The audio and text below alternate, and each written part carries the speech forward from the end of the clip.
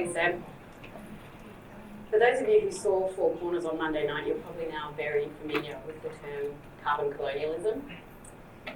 I don't know the origin of the term, but it very broadly describes the practice of rich countries outsourcing their environmental impact to the global south or developing countries. That might be wealthy countries shipping their emissions from gas and coal production to a developing country or to another country, but the impact is felt in a developing country. Or it can mean continuing to emit onshore, but relying on a developing country or community to reduce their emissions, so you don't have to. And Australia is guilty of both. As a skilled practitioner in traditional colonialism, we are also proving ourselves to be quite adept at the practice of carbon colonialism, particularly in the Pacific. We are, as you all know, one of the world's largest fossil fuel exporters. We don't have to count the emissions from those fossil fuels in our national accounts. Australia's fossil fuels are contributing to the climate change that is being most acutely felt in places like Papua New Guinea and other areas of the Pacific. Australian-owned gas companies are set up in places like PNG, Timor-Leste, until recently Myanmar, and the Australian government has even financed some of those operations. Then the real kicker is that Australian companies and governments can present a green image here and say that they're net zero because they've offset their emissions from carbon credits that are generated in countries like PNG.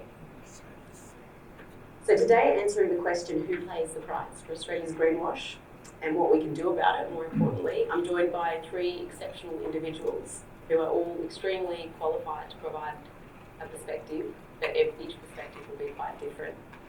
So please let me introduce you to Dr. Sophie Scamps. Actually, I'll just say first, the way this is going to run is I'll introduce our panellists. I'm going to ask each of you a question, quite a different question, which is a change from the previous panel, and we'll have a bit of a discussion. I'll open it up to questions. So please let me introduce you to Dr. Sophie Scamps, the independent member for Mackellar, who I'm sure needs no introduction. Sophie ran for the 2022 election on a platform of a clean bill of health for climate. In your maiden speech to Parliament, she called for more action on the climate crisis and for the Parliament to recognise climate change as a health emergency. Next to Sophie is the esteemed investigative sorry, how's that microphone? Walkley-winning journalist Stephen Long, who has just returned from Papua New Guinea and can now add to his back catalogue of major breaking stories and investigation into land grabs in PNG. And finally, we are incredibly lucky to have someone who helped Stephen behind the scenes with his Four Corners investigation, Ms. Pamela Avusi, who is joining us all the way. She's come from West New Britain in Papua New Guinea. She's a force of nature. And it's not her 9-to-5 job, but she is the coordinator of the PNG Environmental Alliance, which was critical in having the PNG government put a moratorium on voluntary carbon credit projects. She also works as a forestry expert and has advised the PNG government on climate change and other policies. And thank you so much for joining us.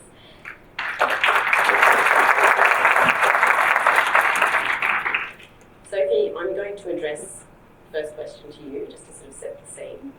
I mentioned in my address earlier that Minister Bowen has said that it's important for us to be an international citizen and we care deeply about our region. Yet we're one of the biggest fossil fuel exporters in the world.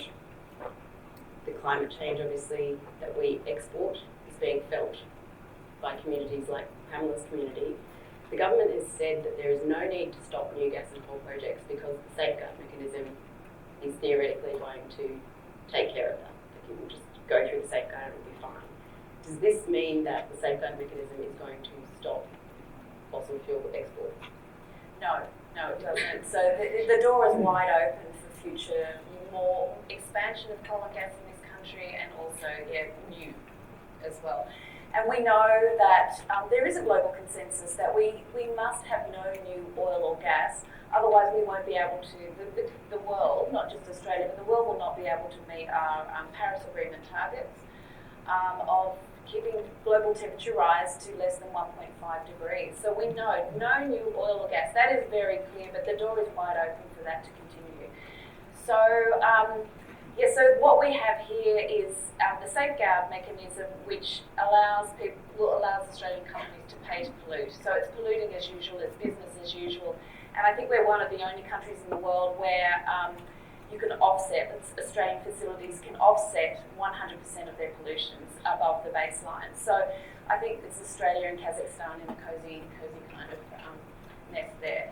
But so no, it can continue. So that's the great problem as well. And also when we look at, I think for us, there's been a lot of contestation about the actual integrity behind the carbon credits that are in Australia as well. So for ordinary Australians, like all of us here in this, we want to know that we can trust what's happening. We've got this whole system set up, and there's a lot riding on the safeguard mechanism.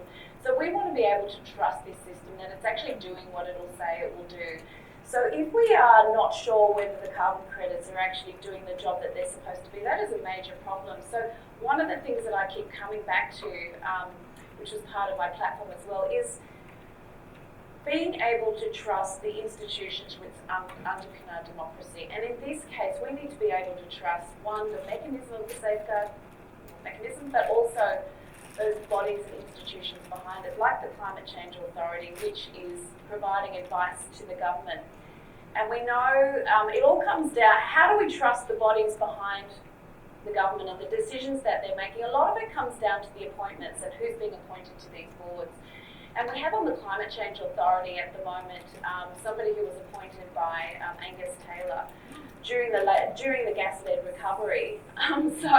So it does come down to the integrity of those government appointments, the Commonwealth government appointments, and then having that as a transparent, accountable process that is actually independent of the government. And that is one of the biggest pieces that I'll be working on in this year or in this term in government, is the accountability and the independence of those public appointments.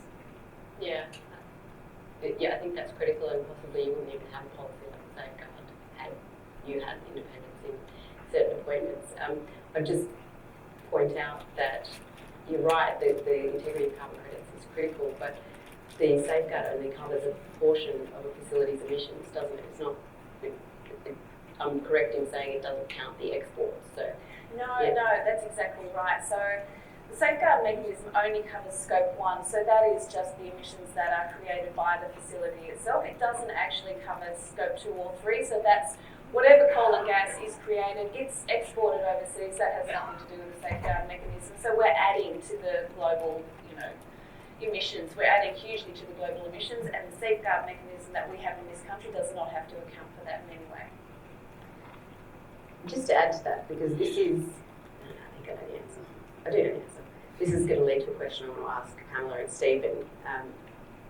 Government and industry, whether it's related to the safeguard mechanism or not, there's this narrative that you can emit some fossil fuels, some gas or coal emissions, as long as they are offset.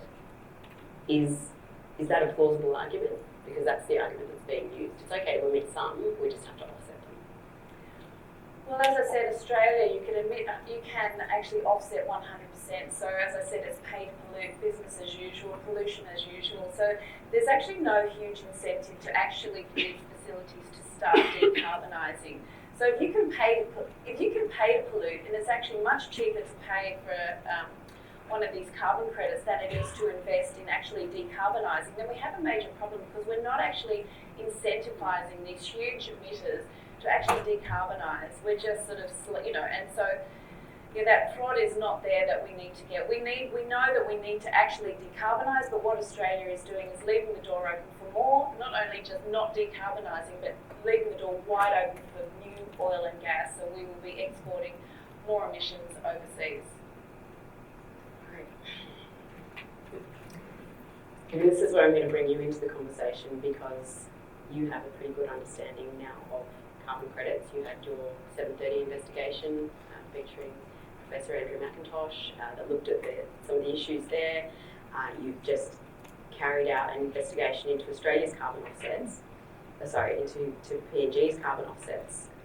Carbon offsets are exploding because the demand is coming from gas and coal. from what you have seen in Australia and in PNG, do you feel confident that these are robust mechanisms to use to offset any kind of emissions? The short answer would be I have very, very severe doubts after what I've seen. And the doubts are on many levels. When I worked on the story for 7:30, and I spent months working on that story that featured Andrew McIntosh, one of the things that raised alarm bells for me was that the regulator in this space, the clean energy regulator, was doing co-branded videos with the industry lobby group featuring major players in the industry, including Greenwashing, the biggest company in the industry. And I just thought that that was extraordinary. I have not known a situation before where you had a regulator doing that. Can you imagine if ASIC was doing co-branded videos with the Australian Banking Association featuring financial planners at the Commonwealth Bank and the good work they do? That was the equivalent. And then when I looked at the Australian offsets, the integrity body under the successors to Andrew McIntosh had effectively been stacked with people from extractive industry backgrounds.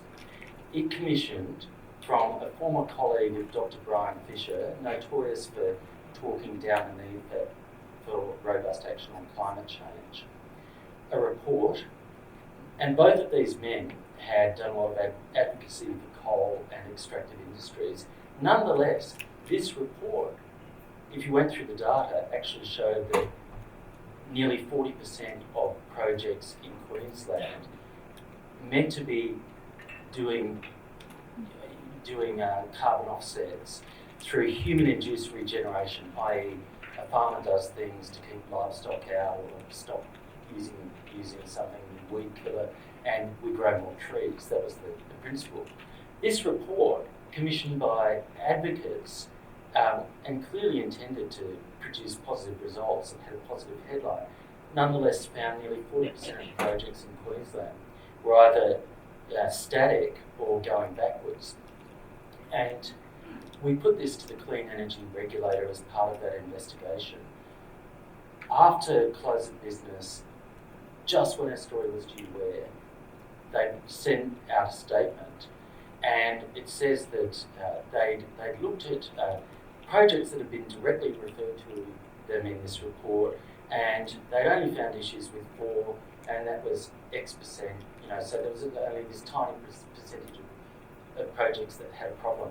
They didn't address that other issue at all, and they throw that at you just before deadline. ABC, right to respond.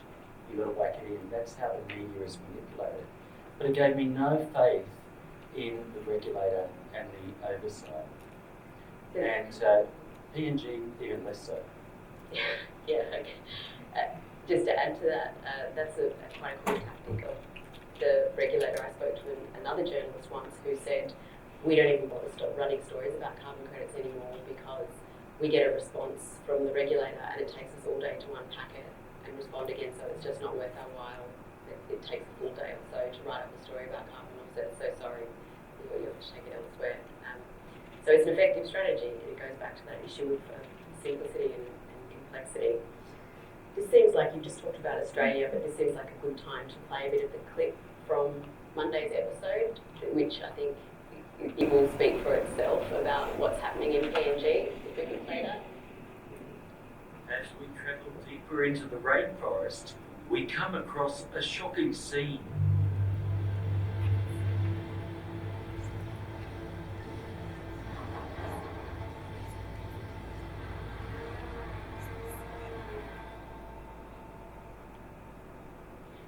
This is not what we expected to see. We asked our driver to take us up and show us the pristine rainforest. Now, there is rainforest here, but there's also utter devastation from logging. Within the Night Carbon Credits project area that's meant to be saving the forests from deforestation.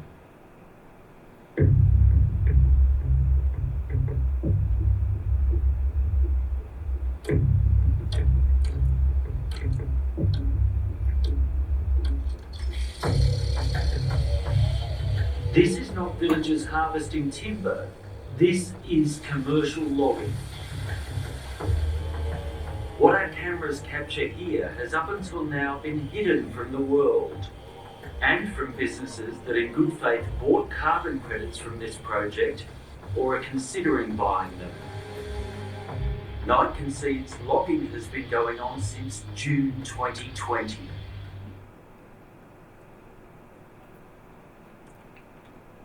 That's cheery. Pamela, Stephen can talk about this because he's visited, but you live with this, you know these projects better than anyone. You've been fighting what are called carbon cowboys for a long time. This is not a new thing happening in PNG. This has been going on for about 30 years. You led an alliance of environmental organisations to secure a moratorium on carbon credit projects in PNG. Can you talk a bit about, could you talk about the Knight project, and could you talk about why you wanted that moratorium imposed? Thank you. Before we dive into answering your question on why the PNG Environmental Alliance went into asking the government to put a moratorium on voluntary carbon projects, firstly, I wish to give a bit context or background on Papua New Guinea. Papua New Guinea is recognized, unlike other countries, is recognized 85%, more than 85% of our land is customarily owned. Which means landowners or resource owners or customary landowners owns the land, make a decision on the land and the resources. Also, PNG owns 7% of the world's biodiversity. And PNG is the third largest rainforest in the world as well. So with the growing trend of companies or carbon developers or carbon trade buyers expressing the interest, or like we have in the morning, the main interest or the main focus on what we call the nature-based solutions. With the growing interest, Papua New Guinea, with the PNG government, we have a coordinating agency called the Climate Change Development Authority. They coordinate the work on climate change, adaptation, mitigation. So Papua New Guinea, with this growing trend, it is really important for Papua New Guinea to have good safeguards on how the benefits are going to be distributed, on free, prior, informed consent, and as well as if there's a dispute, what grievance mechanism do we have in place for carbon projects or red plus projects. These are very important strategies that we should have in place. PNG by itself have Climate Change Management Act, but we don't have a regulation yet to regulate these voluntary carbon projects. And we know that the nature-based solution projects or the carbon projects is going to benefit our rural population as a substitute for logging. But we don't have proper strategies in place. We don't have a regulation to regulate the voluntary carbon projects as yet. And then we have like big corporations, big companies, or we call them, we like to term them as carbon cowboys, coming into the country, going into communities, negotiating with communities on signing up projects, on paying them credits to look after the forest. And this has not been, it went out of control. So the PNG civil society, through the PNG Environmental Alliance, we went out on media, we put out public statements, and we expose what is happening in the country, especially on how the carbon credit buyers are dealing with our people in the communities. So that led to the moratorium on the voluntary carbon projects. So be a few examples of voluntary carbon projects or carbon credit buyers negotiating with our communities for carbon credits, but it has gone terribly wrong. And we've had one in the East province, April Salome, and in a very a typical example is the Night, New Island Timbers, that are based in New Island province. Then Stephen and his team, the Four Corners, exposed in the documentary. So Night, by all means, did not conduct the FP process properly. Free prior. Yeah, free prior informed consent. They went into the community once and then asked the community to sign up the forest area for carbon credit project. They were dealing with only elites in the communities. The community, it's a very red plus, and carbon offsetting is very technical. Given the literacy level in our communities, it has to be really properly simplified for them to understand what they're signing for. And Night negotiated with, if you see in the documentary, that Four Corners launched. Night sold most of their credits to buyers, and most of these buyers are based in Australia. Night, when the communities saw that the benefits are not reaching them, they went out to take Night to court. And then they themselves don't know what is exactly in the agreement as well. How many credits are being sold? How much money did they generate from the project area? All this information are not revealed to the communities, which is not the right approach. So civil society organization, we had to take it with the press, we had to take it out on the media, and then that pushed the PNC government and the Minister for Environment and Climate Change to put out a moratorium on voluntary carbon projects.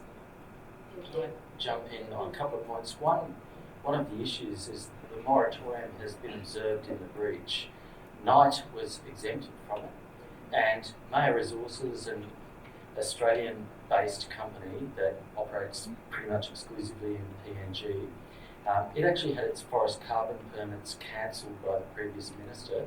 May have been influenced by logging. It's a complex picture, but the cancellation said that it had to cease all activity. It's still been going on, attempting to get consent of landowners. Another Indian company which had the delightful name of Kanaka Management Services, which resonates really well in the Pacific, it's been pressing ahead with two projects. So the moratorium was not enforced by the Climate Change and Development Authority or government, which is one of the problems. So where do you turn to for oversight with this stuff? Climate Active does no due diligence on the projects. Just for context, Climate Active is the government body that certifies the businesses in Australia who are buying the credits and then claiming that they're carbon neutral. Yes, and most of the Australian buyers did so through Climate Active. There is an international, effectively a sort of privatised regulator, a registry for any issuer of the carbon credits for the voluntary carbon market called Vera, based in Washington. Vera doesn't go on the ground and do any research. It appoints third-party auditors to do it. In the case of the Night project, the auditors did a remote audit from Spain. And when I looked at the list of people they'd spoken to, you could see they'd been handpicked by the project developer. They were a group that it had signed a deal with, that other community members argued had no authority, and those people who were in dispute were completely excluded. And the contracts were just manifestly unfair, ambiguous, confusing. And the kicker was the guy who ran this company had previously been deported from PNG. He had a real, and I wanted to call this story, if any young people had understood the phrase, and we decided they probably wouldn't, but the carpetbaggers. Because this guy was a classic carpetbagger. He'd been in PNG with a company called Bougainville Development, trying to do timber, chop down forests there and exploit the underlying minerals, and then an idea of making scrap metal from the remnants of the Octetti mine, and none of it went anywhere. He'd also been previously had law enforcement action by the US companies regulator after a project that was supposed to convert palm oil to biofuel, claimed they had finance, had a factory, had none of it. He was done, and a court found that he had recklessly and or knowingly defrauded investors by issuing a series of false and misleading statements. I think 6 press releases that ramped up the stock price of the company he ran. When we raised this with Vera, we raised a whole lot of questions about projects, and that was one of the things we raised. And they sent us through a written response, and their initial response, this oversight body for the voluntary carbon market, was, and I'm quoting, "The personal background of a company executive will not be taken into account when certifying a project unless it leads to project activities that lead to the violation of any applicable laws." Stephen, I'm just going to stop there before we get too deep into the weeds of the fraud, and we might circle back Sure. on that. And I shouldn't have been so flippant. I just wanted to give context for what this project is. So, majority of carbon credits around the world are not from planting trees; they're from not cutting trees down. So, REDD+ is reduced emissions from deforestation and degradation. So And that's it's what even not being cut down. Yeah, they're not being cut down. So the idea is that they're all at imminent threat of logging. And what Knight, who is the company that's running this project, what they did is they obtained the logging permits and said, "Oh, we won't use them." Yeah. So like Australia, they never had any intention of logging anyway. Just bringing it back, you were talking about sort of, oh, we'll start this and it will have other benefits. This is what Mike was saying, as in for the community. There's this narrative that carbon credit projects are critical for sustaining livelihoods. Like we've started to abandon the idea that they need to even be about carbon, and we need carbon markets to get climate finance to developing countries. We need, if we didn't have carbon credit projects, then communities in PNG would have to choose logging. They're choosing. And if they don't choose logging, then they choose starvation. So carbon, there's this sort of higher moral purpose, this benevolency of carbon offset developers. But then, of course, if the carbon credits are fake and they're exposed, as they are in this case, I mean, the community wasn't getting any money, but in the instance that a community is getting money and the carbon credits are fake, then that money stops coming to the community. Pamela, I'll ask you this first, and I'd like Stephen to weigh in as well, but your organisation is involved with carbon credits in quite a different business model. You have very fair arrangements, and obviously because it's community owned, the free, prior and informed consent is done. The carbon credits are robust in terms of what they're doing environmentally. What happens if a business buying those credits, or what happens if coal mine can open because the business buys your credits? Like the credits are necessary for your community. It seems like a really unfair choice to have to make. Thank you. So, prior to answering your question, Stephen talked about the moratorium. The moratorium was in place, but the implementation of what is recommended in the moratorium was not implemented. So we saw the approach by these carbon credit buyers, or they call themselves carbon developers. The approach is socio-culturally inappropriate for a community in Papua New Guinea. And we saw our landowners are being exploited. And like you see in the documentary, there's still logging going on. And then there are, like I mentioned, there are businesses in Australia buying credits for the carbon credit developers, like brokers, and selling the credits to businesses in Australia. The question now is, what accents can these, with due respect to these carbon credit buyers or businesses in Australia, we can't really blame them. It is the project developers on how they do their job with due diligence. So the question now is, what actions can the credit buyers take after the investigations are being revealed already? So going back to your question, Forcert, the organization that I work with, we've been working with communities for almost 20 years. And we've tried the project, we've tried the Red Plus project. When PNG signed up for Red Plus, it's Reduced deforestation. for deforestation and degradation. Yeah. Yeah. So we've tried the Red Plus project, and Forcert has a carbon credit sales policy in place, and the policy sets as a guide for us, for Forcert as an organization on engaging with credible buyers that we anticipate to go into carbon business with, or that we anticipate to work with to reduce the emissions of deforestation and degradation. We have this carbon sales policy because we felt we have to set the trend, or we have to show the PNC government we have to be really committed to our country's commitment, and we have to have a sales carbon credit sales policy.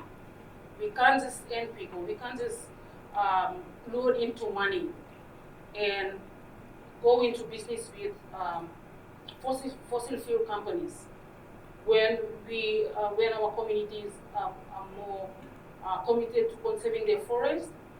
But these fossil fuel companies or coal companies still emit greenhouse gas emissions. So the policy includes the policy includes our PNG community selling their credits straight to the end users. No like a lot of middle persons, and those finances or credit buyers has to be responsible and ethical. And also, the second one is the credits has to be seen that it came out from rural Papua New Guinea communities who are very committed in conservation, resource management planning, land use planning, and their credits are from a well-managed forest, a well-managed community. And they look at the options of looking after their forest, and the financer is to show this commitment. So not just using our communities or the carbon credits to clean up the mess. For example, like we saw in the problem with night. Night is not following the standard, or is not following what is in the Climate Change Management Act for Papua New Guinea. They exploiting our people's right, but they are selling credits to some Australian companies or buyers. For example, the Sydney warehouse that Stephen presented in the documentary. But are they really serious about greenhouse gas emissions? And then also in the documentary, there is a company, the mayor company, who is also very interested in coal mining, pushing for a coal project in Papua New Guinea. And there are research done by some research NGOs in Papua New Guinea on the impacts of this coal company. So the question we should be really asking is, are these carbon financiers really serious about climate change and the impacts, or they just want to continue with the emissions and in the pretense of the climate change mitigation and adaptation, but they still continue with the emissions? Are they really serious on that? And are they really committed to seeing rural Papua New Guinea communities grow in a sustainable manner, or because they're money driven and they just want to make profit and they throw all their rubbish to Papua New Guinea communities to offset the credits, and then they still continue with the environmental destruction?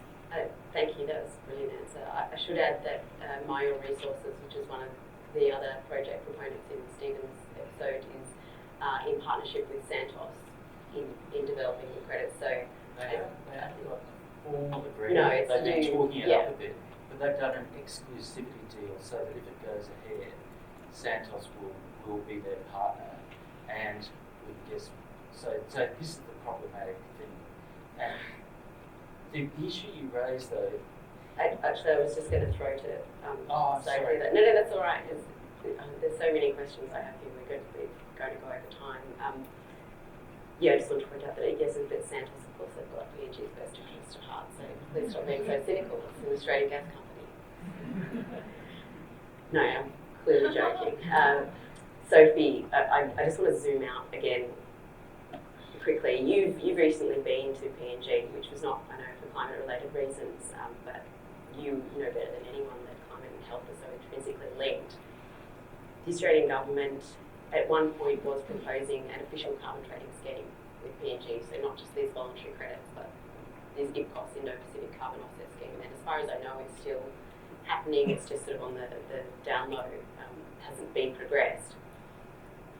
Generally, putting that aside, is the government acting in good faith with its Pacific neighbours when it comes to climate, whether it's climate finance or fossil fuels or health impacts? Well, I would say no, because we know, as I said before, the evidence is absolutely clear. There needs to be no new oil or gas mines anywhere. If we are to reach that 1.5 degrees of warming, to keep it at that. So the people who will be most impacted by this are some of the poorest people in the world, and of course our Pacific neighbours. And they have been ignored. We're ignoring them when we continue to export our emissions overseas. One of the things that struck me about Papua New Guinea is it's the most beautiful country, and there is this incredible biodiversity. The rainforest is absolutely stunning. There's this resource that should be protected. It's unbelievable.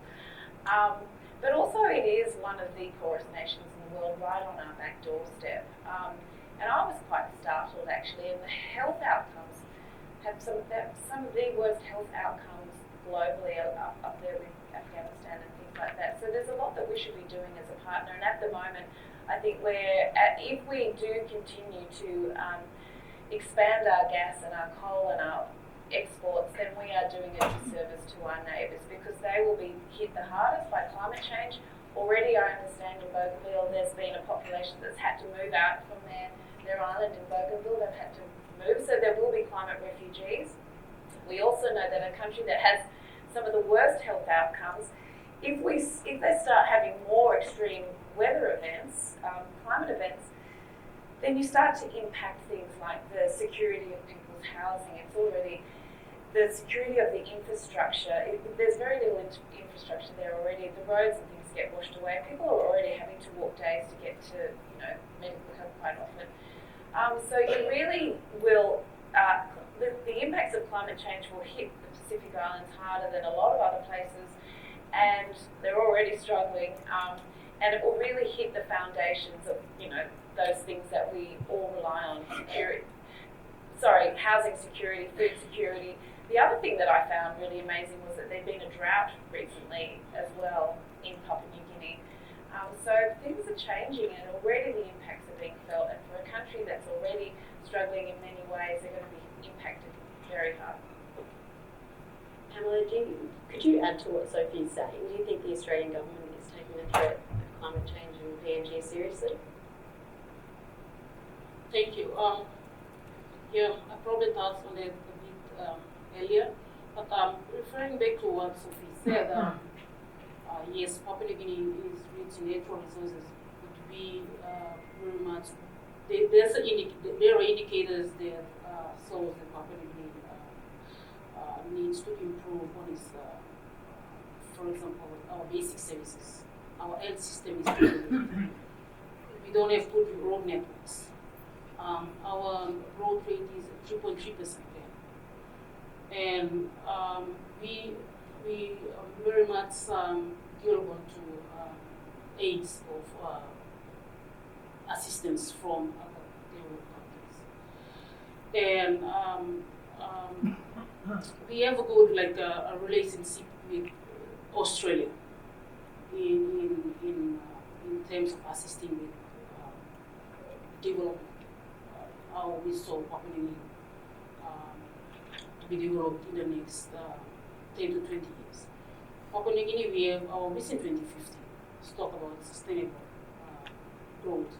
We have these sustainable development goals under the United Nations framework. Anyway, the only thing that is lacking in Papua New Guinea is, and this is an obvious picture of Papua New Guinea. We have good systems in place, but our systems are being manipulated. Our systems are being corrupted because the people who are within the system are corrupting the system. We have our goals, and if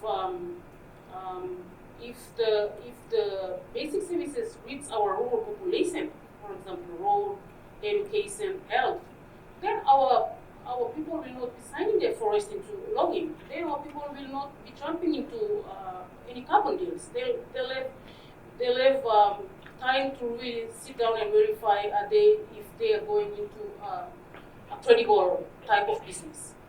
But with this lack of basic services, with this lack of from the arm of the government reaching the people, with this seeing the system being corrupted at all levels, with our leaders not really stretching out to our rural population, then our people are being lured into money and into signing all these deals.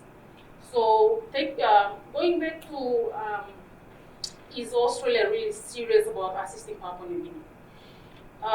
If Australia is serious about assisting Papua New Guinea in terms of climate change, then why are they contradicting their agenda on assisting PNG in terms of adaptation, mitigation projects into climate change, and at the same time promoting coal mining in PNG through the Meru project?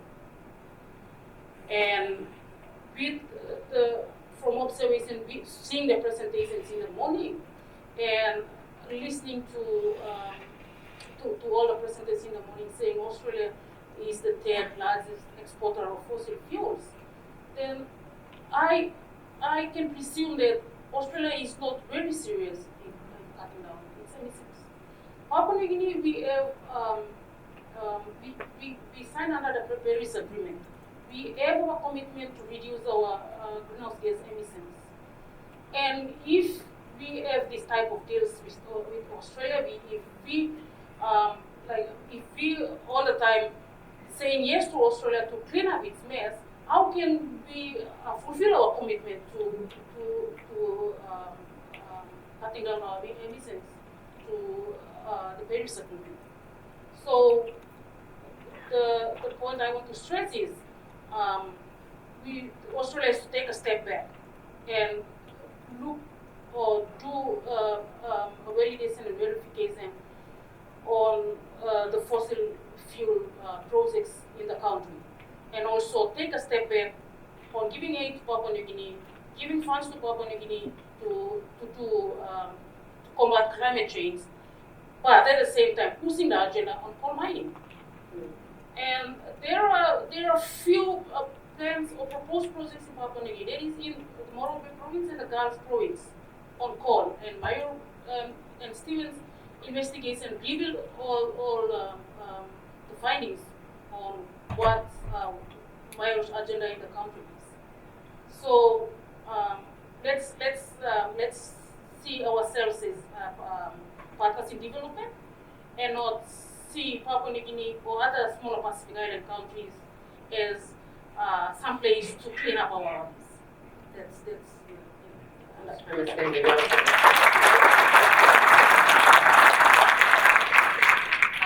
We will have some questions, but I'm just very quickly, Stephen, I just wanted to ask if you could answer super quickly. What was the overwhelming response of businesses in Australia when you contacted them about the Night project or the carbon credits they bought? Shock and dismay. And the point that a lot of businesses made is that they actually don't, I mean, there are some businesses large enough, but a lot of the businesses buying credits actually don't have the ability to do their own due diligence. They'd be making a bigger carbon footprint by doing so, then they're trying to offset. And so they have to have credible oversight systems. And great disappointment. And I think what it comes down to is they want it to do what it says on the label. Not have technical rules that mean you can go for years without having to reveal logging to the oversight body. They just think that's completely wrong. Yeah, we've got Alan Fells, who I think is going to elaborate on some of these issues later. I will take questions from the floor. I just really quickly wanted to add that the Australian government hasn't ruled out using international credits that businesses under the safeguard mechanism can buy to offset their emissions. So we've had this big debate about quality of Australia's carbon credits, but as part of these safeguard reforms, the government is also changing the legislation to import international credits that can be used by safeguard facilities to offset their emissions. And unless you're like Stephen and you can spend a month on the ground, you have no idea what sorts of carbon credits are going to be coming into Australia that Woodside and Santos can be using to meet their safeguard obligations. So I just wanted to point out that that is something that to watch, to be aware of. It's not being ruled out at all. All right, sorry. Finally, I will take some questions from the floor if anyone would like to look. Oh, sorry, yeah, I wasn't actually sure. There are microphones on either side, just at the midpoint of the stairs. The gentleman in the beautiful green suit. Thank you. Thanks, Polly. My name's John Schilling. I'm just a harmless retiree living in Canberra. I'd like the panel's comments on just a few points, 2 points I want to make. One is that it seems to me to be a corollary of much of what's been said this morning about offsets, that the net zero concept is basically meaningless. I say that because I think what's the real concept that's lurking behind it is the need to drive down industrial emissions to an irreducible minimum beyond which we can't go. Hence the concept of net was introduced to wipe that bit out. But it's going to be up to the environment to soak up whatever we put out. We're never going to get to absolute zero. And so it seems to me that we should stop using the phrase net zero, because it really doesn't have any meaning when you talk about it. You see, the reason for it is political, because if you drive down emissions to a minimum, how do you know when you've got there? You don't. You never will. Whereas if you have net zero, you can toss in calculations that, as you said, you could drive a coach and horses through. That's the first point. I'd like some comment on that. The other point is that global net zero is a real concept, because we can measure directly when we get there using those instruments on the top of Morton K. We can measure the concentration of CO2 in the atmosphere. So why are we saying global net zero? Why wouldn't it be simpler to say peak concentration of CO2 in the atmosphere? It's more readily understandable and it can be measured. It largely is a marketing tool now, and that's no matter what concept you come up with, it will always be gamed by industry. Whether it's if we don't have net zero, we'll have climate positive or climate. I don't know. Ready. You know what I mean? Climate ready. It doesn't matter. Yeah, climate ready, climate ambitious. It doesn't matter. It will always be gamed. Because there's a few questions, and I went over with my own comments. I will just hand over now to this person up here. Thank you. Rose Grant. I'm a grassroots member of Farmers for Climate Action. In agriculture broadly, the voluntary carbon market is seen as an opportunity. Beyond having an oversight body, is there a credible way that we can actually have a voluntary carbon market that benefits farmers rather than actually putting them and their enterprises at risk? Sophie, do you think? I mean, that's a tricky. I mean, do we even need a carbon market? Wouldn't direct incentives to farmers to store carbon be? I don't know, yeah, but I feel you're best placed to. Well, I would say a couple of things is that buying offsets for your pollution or facilities pollution, it should be a last resort rather than a first resort and 100% of what your pollution is doing. So I think the very first step should be encouraging facilities to actually reduce their emissions. That's what we should be doing. I mean, it's pretty simple to actually get those emissions down to a level, and then there's also I don't know if you know about the safeguard mechanism credits as well, which actually when the facilities that are under the safeguard mechanism, if they do come below their baseline, they can get a credit for that. So they're actually, if they do reduce their emissions, then they get a credit. So buying those types of credits is probably has more integrity to it as well.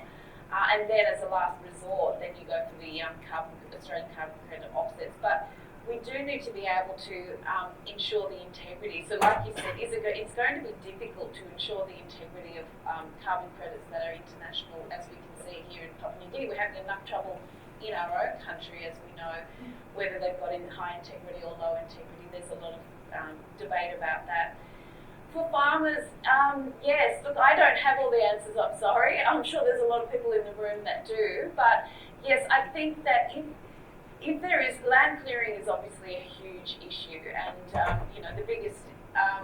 the best way that we can reduce emissions is one, to stop, and then two, trees suck up a lot of that CO2. So I would be interested to hear what you have to say as well about the avoided deforestation. The problem that we have had up to date is that, was that land ever actually going to be cleared? And if it was never going to be cleared, then to get a carbon credit for it is problematic. So there does have to be, like you said, there does have to be more integrity, more oversight. We need to be able to trust the system to make sure that the credits that are being given to farmers or whoever do actually do the job that they're supposed to be doing, that they're not actually empty. They're doing the task that they're supposed to do, and that is offset. I think one of the issues is that the underlying assumption in most of the debate is that you need a market mechanism and you need to monetize, but you need to financialise the forests. That's the idea, and this is part of the broader issue with financialisation. And I'd like to see if we could imagine and develop non-market mechanisms that reward the stewards of the forest in Papua New Guinea and good farmers, but don't involve getting into the market that's actually caused the failing.